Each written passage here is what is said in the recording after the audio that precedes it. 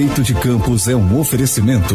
O ENF, uma universidade a serviço da sociedade. Aqui é ciência. A SIC, a Associação Comercial e Industrial de Campos. Há 129 anos, comprometida com desenvolvimento econômico e social. 7h35 em Campos, de volta com o Folha no Ar, primeira edição. Na segunda entrevista com o prefeito de Campos, Rafael Diniz, candidato à reeleição pelo Cidadania, hoje no programa. Rafael, muito bom dia, seja bem-vindo mais uma vez aqui ao Folha no Ar, primeira edição. Bom dia, Cláudio, bom dia, Aldir, bom dia, Arnaldo, um prazer estar com vocês nessa manhã, né, de quarta-feira. Prazer muito grande estar participando mais uma vez do programa Folha no Ar, né, nessa oportunidade que a gente, enquanto candidato, tem de apresentar as nossas propostas, debater, responder, nesse importante momento, né, que é o processo eleitoral da nossa cidade. Então, para mim é sempre um prazer estar aqui com vocês, batendo esse papo, e, obviamente, um bom dia a todos os ouvintes do Folha, da Rádio Folha, né, e também a todos aqueles que nos assistem nesse novo momento que a gente vive, né, desses programas feitos pela internet também. Então, é um prazer estar participando. Um bom dia para todo mundo. Rafael, como você colocou, nós estamos num momento de eleição, já agora há 11 dias das urnas das eleições municipais, mas o mundo todo está de olho em outra eleição que a gente comentou no bloco anterior, né, que é a eleição dos Estados Unidos, ainda indefinida, o resultado ainda indefinido. Quem vai ser vencedor será o Donald Trump, candidato à reeleição, ou o candidato democrata Joe Biden. Eu queria saber a sua opinião, as suas impressões sobre essa eleição, antes da gente entrar basicamente na questão municipal, a sua opinião e a sua impressão sobre a eleição e sobre os possíveis resultados. O que mudaria para o mundo com a eleição do Trump ou da eleição do Biden? Olha, Arnaldo, primeiro a gente tem que entender, né, muitas das vezes o cidadão, né, na nossa cidade, né, ou no próprio cidadão brasileiro, ele quer se afastar um pouco desse debate, mas é importante a gente entender que uma eleição nos Estados Unidos representa reflexo em todo o mundo, né? Então a gente tem que estar acompanhando de perto essa questão. Eu ontem, né, quando eu fui fechar o olho, era lá para quase, como eu falei aqui com vocês antes, né, 1h30, 2 horas da manhã. Hoje a primeira coisa que eu fiz ao abrir, né, os olhos foi já entrar no celular, como de hábito, para poder ver como é que já estava. A gente está vendo aquela disputa acirrada e a gente entender a importância, né, desse debate para o mundo como um todo, né? Afeta com certeza o nosso país, uma eleição que para muitos poderia já estar desenhada. A gente vê que não está, muita coisa pode acontecer. Estados, né, que já consideravam vitória de Trump, não está acontecendo, né? Outros estados que consideravam a vitória de Biden também não está acontecendo. Um fenômeno que está mostrando muito, né, é a pesquisa, que geralmente apontava um resultado e muitas delas não estão cumprindo ou não está acontecendo o que elas apontaram. Isso é um fenômeno que vem acontecendo recentemente, né, no mundo como um todo, e está aprovado mais uma vez nas eleições norte-americanas. Ao início do programa, você fez uma menção muito importante quando o presidente dos Estados Unidos, ele cita que ele já ganhou, né, ao mesmo tempo vai contestar o processo eleitoral. Será que realmente ele já ganhou? Suscita com certeza essa dúvida. Quando ele faz uma afirmação como essa, me lembra muito o Antony Garotinho, né? Ganhou e vai contestar, a gente não sabe nem, está impugnado, não está, a gente não sabe nem o que acontece lá também, que infelizmente acontece muito na nossa cidade. Mas voltando para o tema das eleições norte-americanas, né, acho que a democracia tem que ser cumprida, o direito à escolha do voto, né, mas está muito acirrado ainda, e nesse complexo, como o Aldir falou também no início da entrevista aqui, do bate-papo do programa de vocês, um processo eleitoral muito complexo, não é, né, fácil de se compreender como o nosso. Tudo pode acontecer. Obviamente que o eleitor americano está tendo a oportunidade de dizer o que ele quer, se é continuar ou voltar para o modelo do Partido Democrata. De qualquer forma, a gente está acompanhando de perto. E o que me marca muito, sim, sem dúvida nenhuma, é o fato das pesquisas, de algumas pesquisas, terem mostrado um possível resultado que não vem acontecendo. É aguardar para ver. Rafael, até um pouco antes de entrar exatamente na parte econômica, pegando esse gancho dessa sua última resposta, você vê paralelo com a questão das pesquisas aqui em Campos, porque a pesquisa Paraná, né, da semana passada coloca você em um pelotão ali um pouco mais abaixo, um pouco mais distante dos dois primeiros colocados. Você vê algum paralelo nesse quesito? Olha, Aldir, o que a gente vem acompanhando nas últimas eleições, agora falando a nível de Brasil, né, sejam elas municipais em 2016 mesmo, como também as eleições, né, em 2018, né, uma mudança muitas das vezes por completo daquilo que a pesquisa apontava e do que efetivamente aconteceu quando as urnas são abertas, né? Eu poderia falar isso, né, simplesmente por ter outras experiências como exemplo, mas não, eu sou experiência viva, né, dessa questão. Em 2016, muitos nos diziam que nós chegaríamos ao segundo turno. Depois as pesquisas apontavam até sim o segundo turno e a gente no segundo turno, quando a gente vem e ganha a eleição no primeiro turno. E eu acho que isso sim vai acontecer na nossa cidade. Existe um percentual da população que está silencioso, né, um percentual que não está se manifestando, que se mostra hoje pela própria pesquisa como indecisa, né, mas é sim um voto que vai aparecer na hora. Então, muita coisa pode acontecer, eu tenho dúvida nenhuma. Restam 12 dias para o processo eleitoral. Quem conhece um pouco de campanha, quem conhece um pouco do processo eleitoral da política, sabe que muita coisa tende a acontecer e pode acontecer nesses 12 dias. E, como eu sempre digo, né, eleição é trabalho e voto é na urna. Até dia 15 a gente vai estar trabalhando muito para que a gente possa estar no segundo turno, e acredito muito que estaremos no segundo turno. Mas digo, né, pesquisa aponta e no final o que mostra mesmo o resultado é trabalho, a gente tem trabalhado muito. Por isso que a gente faz essa comparação, como você me perguntou, entre as pesquisas, as eleições norte-americanas e o que vem acontecendo no nosso município.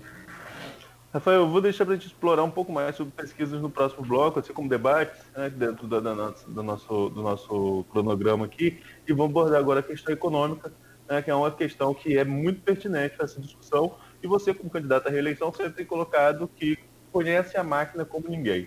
No primeiro bate-papo do Folha no Ar, dessas 2 rodadas de entrevistas de candidatos a prefeito, que eu não participei, tinha passado por um procedimento, mas você e o Aloysio conversaram sobre essa questão econômica, junto com o Cláudio Nogueira, e logo depois o Ricardo André escreveu um artigo, o Ricardo André Vasconcelos, jornalista, conceituado jornalista, ele escreveu um artigo falando sobre o orçamento do ano que vem, que seja quem for o gestor, vai encarar um déficit de 17 milhões mensal já no primeiro ano desse novo mandato. Hoje, você tem administrado a cidade com déficit de quanto? E como administrar essa cidade com esse déficit de 17 milhões mês? Bom, Arnaldo, primeiro a gente tem que começar a desmistificar, né, algumas colocações, inclusive dos candidatos a prefeito que nós estamos enfrentando esse processo eleitoral. Eu digo isso, né, porque é o processo eleitoral, o momento dos embates, o momento dos debates. Infelizmente, muitos candidatos, aí eu quero citar pessoalmente, né, nominalmente, o candidato Vladimir Garotinho, o candidato Caio Viana, estão fugindo do debate. Até o Bruno Calil, né, que tem a frase do chama o doutor, estou chamando ele para o debate, ele não aparece, a gente lamenta, né, mas a gente precisa citar, né, esses nomes que fogem do debate, e o momento é esse, a gente poder debater. Já que não aparece, a gente precisa desmistificar algumas frases. Primeiro, porque vou fazer. Como fazer? Como fazer? Porque eu vou buscar dinheiro novo. Que dinheiro novo? Onde está esse dinheiro novo? E qual é a forma exata para você poder atrair esse dinheiro novo, que não seja o que a gente já veio fazendo? E uma outra coisa também, o candidato Vladimir tem dito isso, né? Com 1.800.000 dá para administrar a sua cidade. Como demonstra o completo despreparo, né, o desconhecimento dos números. A gente vai entrar nesses números, aí eu começo a responder a sua pergunta, mas mais nada, ele precisa lembrar que a mãe dele com 2.700 deixou muito problema e não resolveu muito problema, imagina com 1.800, já que a formação política dele é a mesma, do desperdício do dinheiro público. Bom, Campos hoje vive uma realidade financeira que nós devemos estar alcançando esse ano de 2020, um orçamento, executando esse ano um orçamento de 1.7 bilhão. Né? A gente executou no primeiro ano do nosso governo 1.600, 100 milhões a menos. Em 2018 a gente executou 2, né? Em 2019 volta a cair para 900, e repito, 2020 a gente deve estar executando 1.700. Né? Lembrando que a folha do município de Campos, dos servidores efetivos, nos custa, né, 1,1 bilhão, né, só com a folha, ou seja, o resto é para poder administrar a cidade como um todo. Por experiência própria, administrando a cidade, né, por isso que eu digo que a gente conhece os números e a máquina administrativa e a condição financeira de Campos hoje, como nenhum outro candidato, no ano de 2018, quando nós executamos um orçamento de 2 bi, que a gente viveu o melhor momento do nosso governo, orçamentariamente falando, financeiramente falando, e ainda assim não foi um ano fácil. Por quê? Porque você consegue manter as principais contas rigorosamente em dia. A gente está falando do servidor, a gente está falando do RPA, a gente está falando dos hospitais contratualizados, das principais contas do nosso município, mas ainda restam outras contas e o principal, com capacidade de investimento zero para a nossa cidade. Então a gente precisa entender que hoje o município, para viver minimamente, precisa de 2 bi. Daí os esforços enormes para conseguirmos sobreviver, como o Ricardo colocou no seu artigo, o Ricardo Vasconcelos colocou no seu artigo, com 1 bi e 700, que deve ser a próxima receita do ano que vem. Tem economista defendendo que pode ser, inclusive, menos que isso. Essa é a dificuldade, o déficit nosso. É esse, se você pensar numa necessidade de 2, estamos executando 700, nos está faltando pelo menos quase 300 no ano, que dificulta, com certeza, a administração da cidade e que nos obriga a tomar medidas duras. Essas são as medidas que a gente vem tomando ao longo do nosso governo. A gente não quer tomar medidas duras, mas a gente precisa tomar. Acho que o papel do gestor é esse. O papel do gestor é ter coragem de tomar as medidas para arrumar uma casa que nós encontramos bagunçada, mas mais que isso, para mantermos uma cidade viva, atendendo minimamente às necessidades da população. Essa é a grande dificuldade que a gente vive enquanto prefeito, né? Que os próximos prefeitos vão viver, né? Não apenas no próximo mandato, mas lá na frente também. A gente precisa entender, enquanto cidadão de Campos, que Campos não tem mais o dinheiro que tinha antes. Campos, em 2014, chegou a ter 1 bilhão e 300 de royalties, né? Se a gente tiver esse ano 310, é muito, né? Essa deve ser a projeção. Nós tivemos 30 milhões de royalties no mês de outubro agora, e a projeção é que já caia no próximo mês, nesse mês de novembro, ou seja, uma variável, né, inconstante. Essa inconstante não nos permite fazer planejamento a médio e longo prazo. Administrar Campos é você ser obrigado a fechar o dia com uma conta e amanhecer o dia com outra conta, porque você tem as incertezas do que realmente você vai estar arrecadando e recebendo para poder administrar a nossa cidade. Por isso que a gente vem trabalhando muito, Arnaldo, né, para poder gerar mais recursos na nossa cidade, né? Se tem alguém falando, não, porque eu vou, a gente já vem fazendo, a gente já aumentou a arrecadação própria do município em 100 milhões de reais, né? Por exemplo, eu dou o exemplo da dívida ativa. A gente aumentou a arrecadação da dívida ativa em 114% do que realizavam antes. Esse é um caminho para aumentar a nossa arrecadação. Um outro caminho é buscar recursos em Brasília. Nosso governo já conseguiu conseguir em Brasília 175 milhões de reais, quase 10 vezes mais que o outro governo conseguiu com o dobro do tempo. Eles tiveram 8 anos, nós tivemos até agora 3 anos e 10 meses, e já conseguimos quase que 10 vezes mais recursos em Brasília que eles, ou seja, a gente vem aumentando a nossa arrecadação para poder enfrentar essa grave crise financeira. Mas esse sim é o grande desafio. Sair prometendo aquilo que não é possível, a gente tem que desconfiar de imediato desse candidato, porque quem diz hoje que dá para administrar com facilidade a nossa cidade com 1 bi e 800 não conhece nada das contas públicas, não conhece nada de números públicos. Rafael, uma coisa que sempre volta no debate com os candidatos, com todos os candidatos, é a questão dos programas sociais. No painel, né, promovido pela Folha, que ouviu vários especialistas de várias áreas, os programas sociais foram colocados como uma dificuldade grande de retomada pelo orçamento do município, menos o restaurante popular, que seria mais viável de se voltar em um primeiro momento. Você acha que é viável voltar, pelo menos o restaurante popular, nessa conjuntura para o próximo ano, caso você seja eleito, e os demais programas? Aldir, primeiro, né, a gente não pode ficar, como você bem colocou, esse levantamento que a Folha fez, ouvindo vários especialistas de diversas áreas, inclusive do setor produtivo das universidades, né, demonstrou muito bem isso. Sair prometendo hoje, com a dificuldade financeira que a gente enfrenta, está enganando a população. Isso eu não vou fazer. Né? Retomar os programas sociais não será possível de imediato, muito pelo contrário, pela dificuldade financeira que a gente vive. O trabalho do prefeito é continuar mantendo a folha do servidor em dia. Esse é o grande desafio. E depois, manter os serviços em dia acontecendo para poder prestar e garantir esses serviços à nossa população. Sem dúvida nenhuma, há uma diferença entre eles, especialmente uma diferença financeira. Há sim essa ideia de que o restaurante popular é mais possível que os outros, mas a gente precisa entender porque a conta vai bater no final do mês. Uma conta que gira entre 250 a 300 mil mês, que era o último contrato praticado com o restaurante popular, por mais que possa parecer, né, para o cidadão uma conta baixa, mas no final você precisa achar esse recurso para poder pagar. Quando a gente suspende o restaurante popular no ano de 2017, a gente precisa fazer um retrospecto. Primeiro, né, que esse restaurante foi municipalizado no ano de eleição, né, no ano de 2016. Não tinha nada que o governo municipal queria assumir um serviço como esse, sabendo da dificuldade financeira que já enfrentávamos lá atrás. Inclusive, o outro governo pegou empréstimo.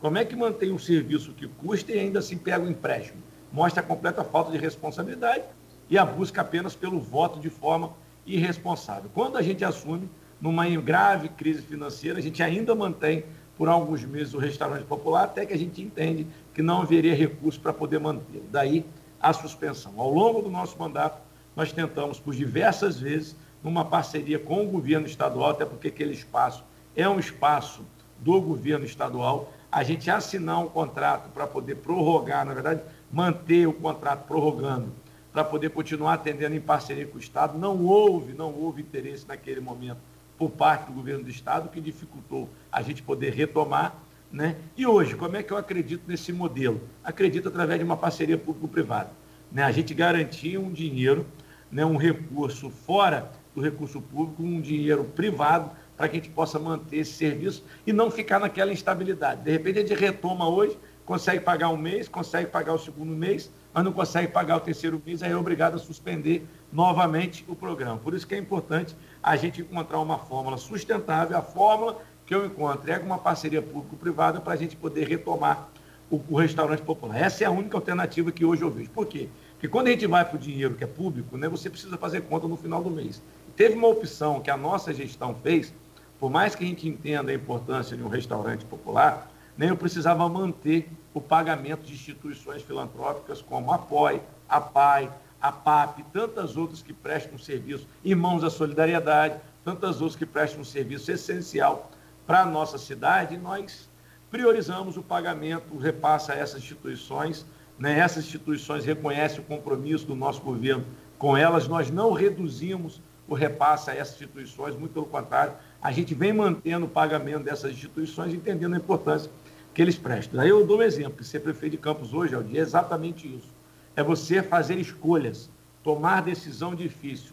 E quando você faz uma escolha, necessariamente você abre mão de outra coisa. Essa é a missão do prefeito hoje. Você escolher uma coisa significa necessariamente deixar de escolher outra coisa, por mais que as duas sejam importantíssimas. A alternativa que eu vejo para o restaurante popular é uma parceria público-privada. Rafael, você citou que hoje prometer a retomada de programas sociais seria enganar a população. Enquanto candidato em 2016, você, vereador, prometeu a manutenção desses programas, tanto a passagem social como o cheque cidadão, entre outros programas sociais geridos pelo município. Hoje, olhando à luz do passado, essa acusação que vários adversários te fazem sobre a questão de estelionato eleitoral, como você responderia olhando o candidato Rafael de 2020 e o candidato Rafael de 2016? Eu venho tratando desse assunto ao longo da nossa campanha, Arnaldo, é muito pertinente, né, a sua pergunta.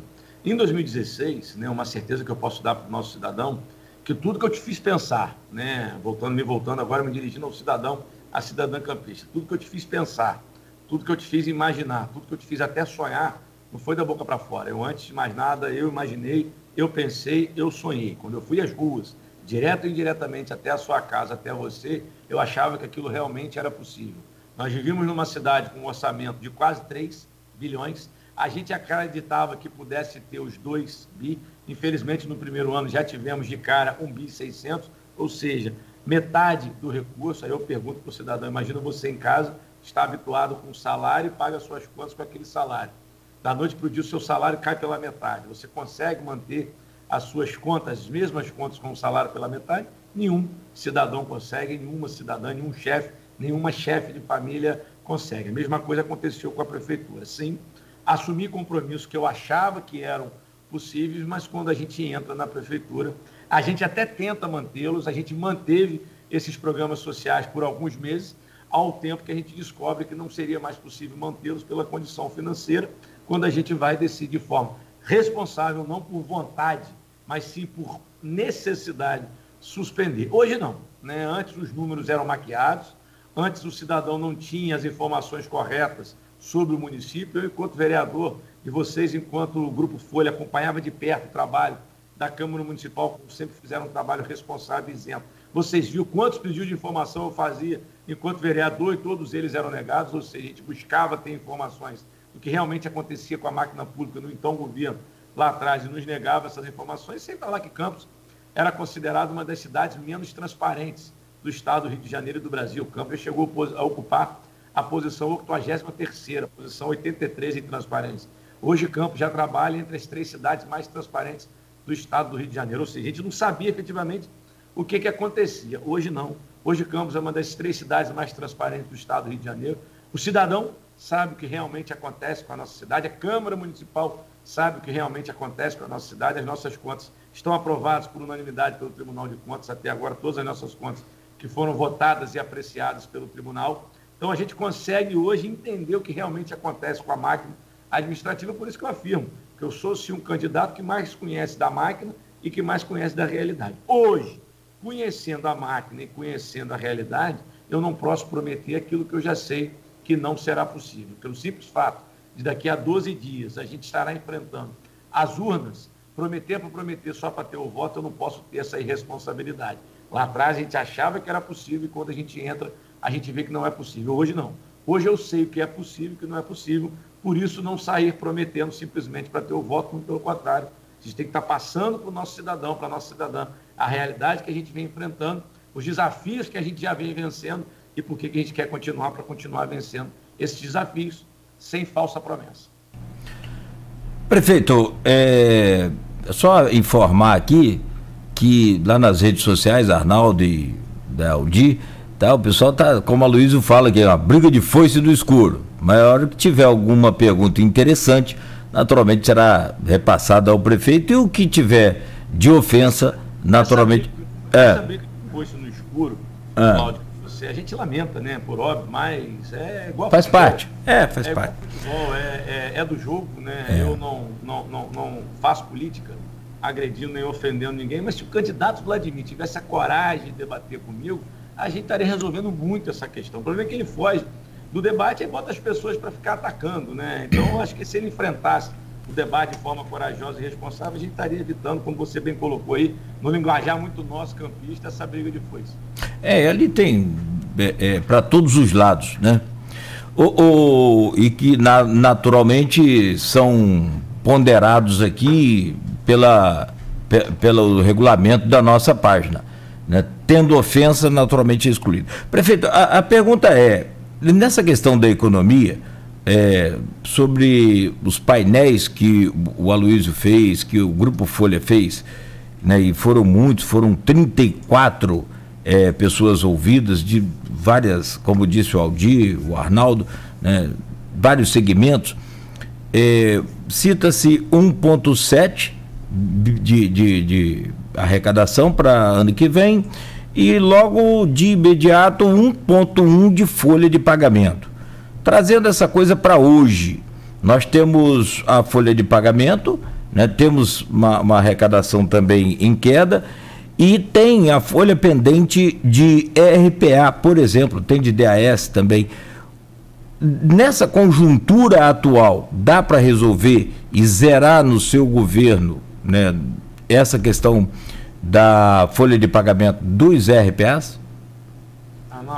Cláudio, a sua pergunta é muito pertinente, né? Esse é um grande desafio que a gente vem enfrentando e que qualquer prefeito vai ter, que a gente vai continuar tendo quando continuarmos. Acredito muito que vamos continuar como prefeito da nossa cidade e administrar com pouco recurso, né? Tendo que garantir o pagamento dos trabalhadores, especialmente dos nossos RPAs, né? A gente vem trabalhando ao máximo, buscando recurso federal para poder quitar essa folha. A gente vem avançando na educação, a gente vem avançando na saúde, espera avançar nas outras pastas que correspondem a um valor muito menor perto da parte da saúde e da educação. Sem dúvida nenhuma, é um grande desafio. Por isso que eu não estou aqui hoje prometendo resolver tudo da noite para o dia. Não será possível resolver de imediato. A gente vai estar trabalhando para poder resolver de imediato, como você colocou. Se você tem uma folha de 1,700, se você tem uma receita de 1,700, você tem uma folha sem contar com o RPA só de 1,100,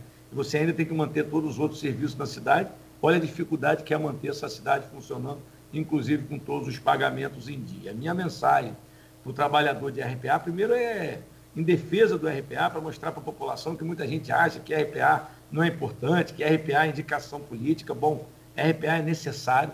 Ah, não, porque tem muito RPA, falta trabalhador ainda para poder atender todas as necessidades da nossa cidade. Pergunta para um diretor de escola, para uma diretora de escola, se não queria ter mais trabalhadores nesse regime, nem atendendo seja a limpeza ou a vigia da escola. Obviamente que eles vão dizer que precisariam de mais. A mesma coisa para o chefe de um BS, mesma coisa para um diretor de hospital. Então, desmistificar essas falácias de que são trabalhadores desnecessários e que tem um número excessivo. Mentira, muito pelo contrário, são completamente necessários. A máquina não funciona sem eles, a prefeitura não funciona, os serviços não são prestados sem eles e, obviamente, se fosse possível, teríamos mais, sem dúvida nenhuma, por necessidade. Mas como não é possível, a gente reduz ao máximo para poder adaptar essa realidade à questão financeira do nosso município. Quando a gente não realiza o pagamento, não é porque a gente não quer, muito pelo contrário, é porque nos falta recurso para poder fazer, mas o RPA sabe que de imediato, quando a gente tem recurso, como eu venho fazendo na saúde, na educação, e quando eu posso, eu faço nas outras pastas, a gente realiza o pagamento de imediato. Sair prometendo, se a gente ganhar a eleição, o RPA vai estar pago imediatamente. Não podemos prometer isso, que é o compromisso que eu assumo. Se a gente puder pagar amanhã, nós tivermos recurso para poder pagar amanhã, a gente vai pagar amanhã. Sem dúvida nenhuma, o meu trabalho é diário para poder garantir o pagamento desse trabalhador tão importante para o município de Campos.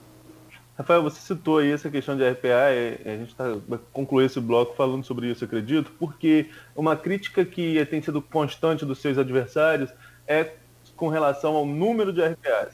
Já citaram aqui, Beethoven citou aqui, por exemplo, 9 mil, atribuiu a informação, então candidato Beethoven, hoje não mais, atribuiu a informação em off ao vereador Jorginho Virgílio, que depois ao Aloysio negou essa informação. Já teve candidato aqui falando em 6 mil, mas diz que falta transparência, além dessa crítica que você mesmo já levantou, que alguns fazem, de ser cabide de emprego, de indicação política, de que falta transparência nesse número, de quantos RPAs são. Então você, como prefeito, melhor do que ninguém, pode responder essa dúvida dos outros candidatos. Quantos são os RPAs e qual o valor dessa dívida que fica para o próximo? Vamos lá, hoje, né, a gente tem que entender que estamos no ano eleitoral, então a gente não está admitindo nenhum RPA, né? Isso é importante a gente deixar claro, que já aconteceu lá atrás, não há essa admissão de RPA, porque estamos num período eleitoral. Varia, obviamente, que dependendo quando não estamos em ano eleitoral. Varia quando depende da demanda, às vezes você tem, por exemplo, uma campanha de vacinação que você precisa fazer, aí você precisa gerar um pouco mais de contratação para poder atender essa demanda. Lá atrás, quando havia uma necessidade do enfrentamento da pandemia, a gente precisava buscar profissionais para poder realizar. Eu lembro em 2017, quando a gente enfrentou a febre amarela, precisou de uma contratação especial para poder atender essas demandas. O número varia de 5 a 5,5, dependendo, podendo estender um pouco mais, mas não ultrapassa isso. Nós precisamos lembrar que Campos já teve entre RPAs e terceirizados na casa de mais de 25 mil. Isso já aconteceu, de 25 mil RPAs contratados na nossa cidade, reduzimos drasticamente esse número para a gente poder atender a nossa população. A gente precisa entender que o RPA de hoje é o antigo terceirizado lá de trás. Pelúcio, Nova Rio, Angels, todas aquelas empresas que deixaram dívidas com esses trabalhadores, né, que não recebiam por parte da prefeitura e que acabaram gerando esse novo modelo de contratação que é o RPA. A gente adoraria, né, poder transformar o RPA em terceirizado, mas a questão financeira nos impede. A gente está falando de um custo. Se a gente tem dificuldade para pagar o RPA com esse custo transformando ele em terceirizado, ele custa pelo menos 2,3, 2,6 a mais, ou seja, muito mais caro do que propriamente o RPA. Então a gente precisa entender todas essas demandas para poder saber. O nosso trabalho, Arnaldo, é conseguir fazer esse pagamento assim que nós pudermos. O meu compromisso enquanto prefeito é até dia 31 de dezembro desse ano de 2020, ou seja, até o dia 31, a gente vai estar trabalhando para realizar todos os pagamentos que a gente puder e, se Deus quiser, a gente continuando, que acredito muito que a gente vai continuar realizando esse pagamento para poder garantir dignidade a essas pessoas. Muito bem. Só para concluir, você tem um valor mensal, quanto é o peso de RPA para a máquina administrativa hoje? Esse valor pode estar chegando a 6 milhões, lembrando que o maior custo dessa folha está na saúde, né? Então, o maior custo dessa folha está na saúde, pelo tamanho da saúde que é ofertada na nossa cidade, pelo número de UBS que nós temos, 2 grandes hospitais que nós temos, os vários programas que a gente oferta para a nossa população. Esse é o custo que a gente vem atendendo, porque nós temos verbas especiais da saúde que nos permite esse pagamento direto aos nossos profissionais. Essa é a realidade que a gente vem enfrentando hoje na Prefeitura de Campos. Muito bem, 8h06. Ok, Arnaldo? Ok, Aldir? Desculpa aí. Não, sem nenhum problema. A questão do controle do tempo aqui é só um detalhe que a gente pode ajustar facilmente para que todos tenham os 30 minutos em cada um dos 3 blocos. Esse bloco avançou 1 minuto e a gente desconta no próximo bloco ou até no final do programa sem nenhum problema. Vamos ao intervalo agora, são 8h06. Em instantes, voltaremos com o candidato à reeleição à Prefeitura de Campos, Rafael Diniz, hoje nosso convidado no Folha no Ar, que tem o oferecimento da Clínica Proteus e dos laboratórios Plínio Bacelar. Entrevistas com os candidatos a prefeito de Campos.